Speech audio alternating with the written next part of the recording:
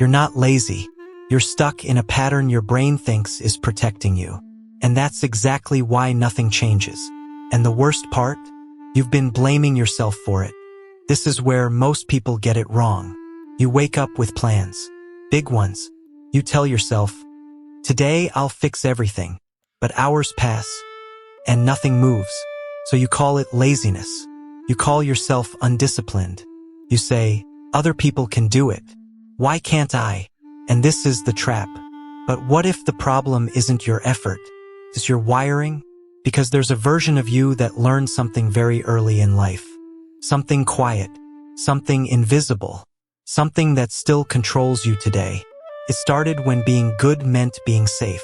When staying quiet avoided conflict. When reading the room mattered more than expressing yourself.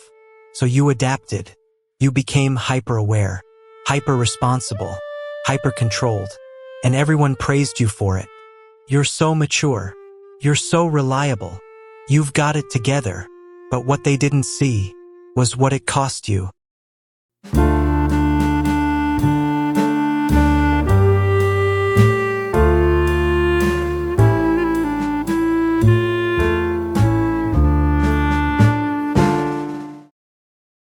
Because when a child learns to survive by suppressing themselves, they don't grow into freedom.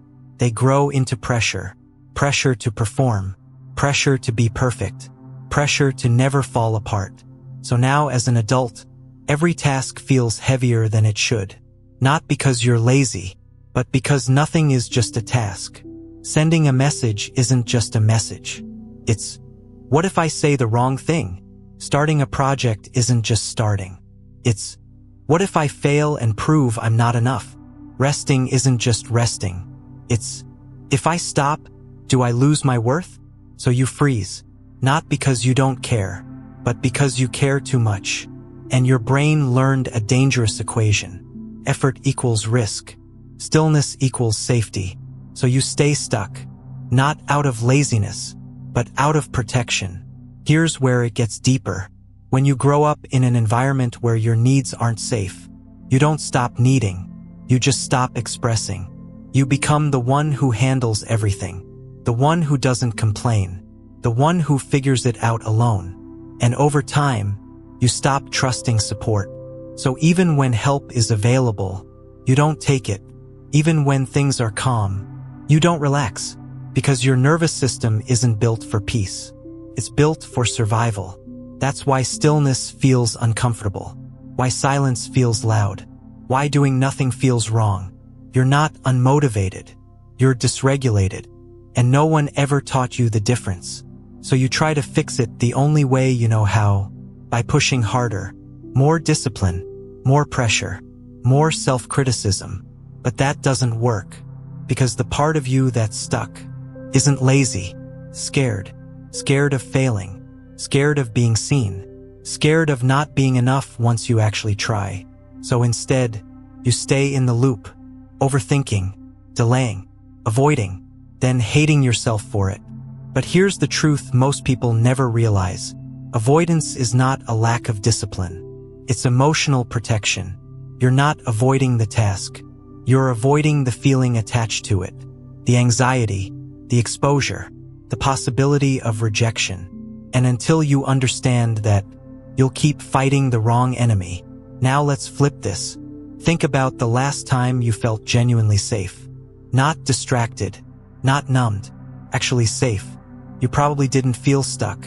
You didn't need to force yourself. You just moved. That's because motivation doesn't come from pressure. It comes from safety. But if your baseline is tension, your brain will always choose comfort over progress.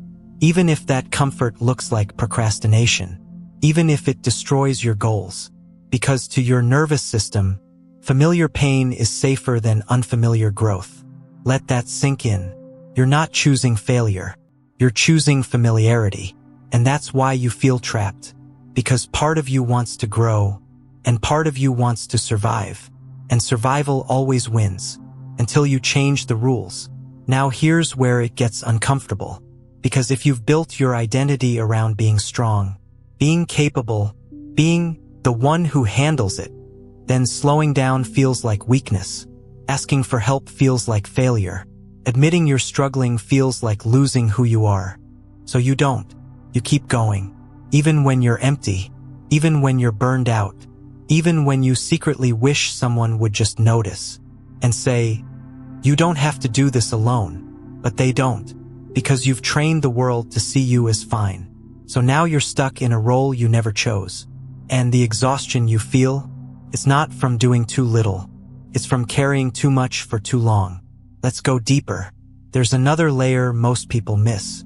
If you've spent your life being the kind one, the helper, the dependable one, then your worth became tied to giving. So when you try to focus on yourself, something feels off. You feel selfish, guilty, uncomfortable, so you avoid your own goals, not consciously, but because your identity doesn't support them. You've learned, I matter when I'm useful. So what happens when your goals don't involve others? You stall, because your brain doesn't recognize that version of you yet. That's not laziness. That's identity conflict, and it keeps you stuck in place, while everyone else seems to move forward. But they're not carrying your patterns. They're not fighting your wiring. You are. So stop comparing. Now here's the shift. You don't need more discipline. You need a new relationship with yourself. One where you stop treating yourself like a machine and start understanding yourself like a human. Because healing isn't about forcing action. It's about removing resistance. And resistance comes from unprocessed emotion, from old patterns, old fears, old roles you never questioned. So instead of asking, why am I so lazy? Start asking, what am I protecting myself from? That question changes everything. Because now you're not attacking yourself. You're listening. And when you listen, you start to notice things. You notice how you shut down when things feel overwhelming. You notice how you avoid things that make you feel exposed. You notice how you delay things that actually matter to you. Not because they don't matter, but because they matter too much. That's the paradox. The more something means to you, the more fear it carries. So you freeze. But here's the part no one tells you. You don't break out of this by pushing harder. You break out of it by making it safe to move again. Safe to try. Safe to fail. Safe to not be perfect. And that starts small. Not with huge goals, but with honest ones. Instead of, I need to fix my life, you start with, what feels manageable right now? Instead of forcing motivation, you build trust. Trust that you won't abandon yourself if things go wrong. Trust that your worth isn't on the line every time you try. Because right now, that's what it feels like. Every action feels like a test. Every failure feels like proof. And every delay feels like confirmation that you're not enough. But you are. You've just been surviving in a system that taught you to earn your existence. So of course you feel stuck. You were never taught how to move freely, only how to move correctly. And those are not the same. So here's your permission. You're allowed to be slow. You're allowed to be messy. You're allowed to not have it figured out. You're allowed to start without being ready. Because readiness isn't a requirement. It's a byproduct of movement. And movement starts when fear is acknowledged, not ignored. So stop calling yourself lazy. You're not lazy. You're overwhelmed. You're patterned. You're carrying old rules into a new life. But those rules, they can change. And the moment you stop fighting yourself and start understanding yourself, something shifts. You don't feel stuck anymore. You feel aware. And awareness is the beginning of control. Not the harsh, forceful kind, but the kind that says, I see what's happening, and I'm not going to abandon myself anymore. That's where momentum starts. Not in pressure, in permission. And for the first time in a long time, you don't have to earn your way forward. You just have to take one step without turning it into a test. Because you were never lazy. You were just never safe enough to move.